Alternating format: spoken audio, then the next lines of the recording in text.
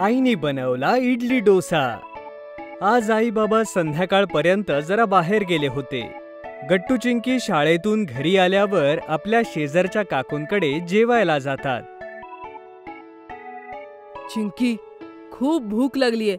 मावशीने जेवायला काय बनवलं असेल माहित नाही। हो गट्टू, आई तर रोज मस्त मस्त जेवण बनवते। आज आपण पहिल्यांदाच दुसरीकडे जेवायला जाणार आहोत। गट्टू चिंकी एकमेकांसोबत गप्पा मारत मारत त्या काकूंच्या घरी पोहोचतात आणि बेल वाजवतात। या गट्टू चिंकी, मी तर तुमच्या दोघांचीच वाट बघत होते। आज मी तुमच्यासाठी इडली आणि डोसा केलंय। वाव मावशी, मला तर इडली खूप आवडते। आणि मला डोसा। हो या ना मुलांनो, लवकर हात धुवा, मी तोपर्यंत ताट वाढते। गट्टू चिंकी इडली आणि डोसा खाऊन खूप खुश होतात।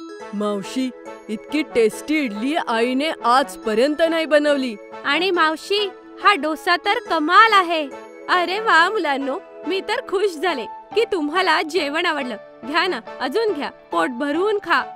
गट्टू चिंकी खूप मनापासून इडली डोसा खातात आणि मग काकूंना थँक्यू म्हणून आपापल्या घरी परत येतात। संध्याकाळी आई बाबाही परत येतात। आई, तुला माहितीये, आज मावशीने इडली आणि डोसा केलं होतं। आणि आई, त्यांनी खूपच चवदार जेवण बनवलं होतं। खरंच मजा झाली। अरे वा मुलांनो, ही तर चांगली गोष्ट आहे की तुम्हाला जेवण आवडलं।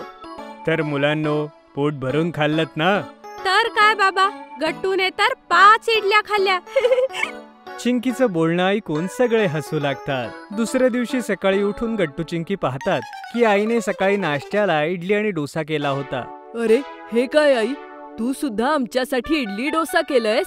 तर काय मुलांनो, काल तुम्हाला मावशीचं इडली डोसा इतकं आवडलं, मग मी विचार केला मी आज परत करते। वाव आई, हे तर तू खूप भारी केलं। चला लवकर ब्रश करा दोघं, मी तुम्हाला नाश्ता आणून देते। गट्टू आणि चिंकी डायनिंग टेबलवर बसून ब्रेकफास्ट करतात, पण त्यांना आईच्या इडली डोश्यात ती चव येत नाही जी काकूंची होती।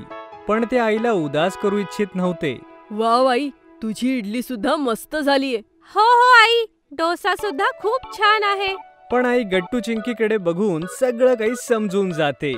तिच्या लक्षात आलं की गट्टू चिंकीला हे काही आवडलं नाहीये, पण ते काही खरं सांगत नाहीयेत। बरं ठीक आहे मुलांनो, चला आता तुम्ही शाळेची तयारी करा। मग आई विचार करू लागते की असं काय माझ्या रेसिपीत कमी राहिली की तिचं खाणं काकूंच्या खाण्यासारखं झालं नाही। बराच विचार केल्यानंतर ती काकूंकडे जाते। हॅलो गट्टू चिंकीची आई, या आज मी तुमच्याकडे महत्वाच्या कामासाठी आलीये। हो सांगा ना, तुम्हाला तुमच्या इडली डोशाची रेसिपी विचारायची। गट्टू चिंकी तुमच्याकडे जेव्हापासून जेवलेत तेव्हापासून तुमच्या इडली डोशाचे ते कौतुक करतात। इनफॅक्ट मीही त्यांच्यासाठी इडली डोसा बनवलं, पण त्यांना ते एवढं आवडलं नाही। अगं बाई, ते असं अशामुळे आहे की मी माझ्या इडली डोशामध्ये काही स्पेशल मसाले टाकते। चला मी तुम्हाला शिकवते। मग काकू आईला आपल्या स्टाईलने इडली डोसा बनवायला शिकवते आणि आई घरी परत येते। अगं आई, तू कुठे गेली होतीस?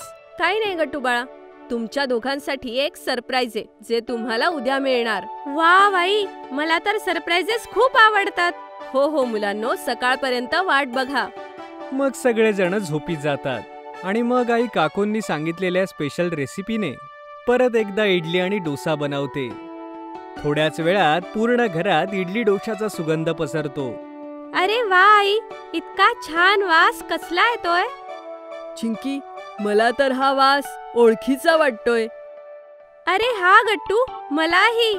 मुलांनो, मी आज पुन्हा एकदा इडली आणि डोसा केलंय, पण ह्या वेळेस मी मावशीला विचारून त्यांची रेसिपी पूर्णपणे फॉलो केलीये।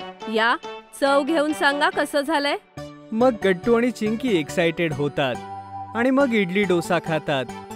अरे वा आई, हे तर तू मावशीपेक्षाही भारी केलंय। खरं आई, मजाच आली।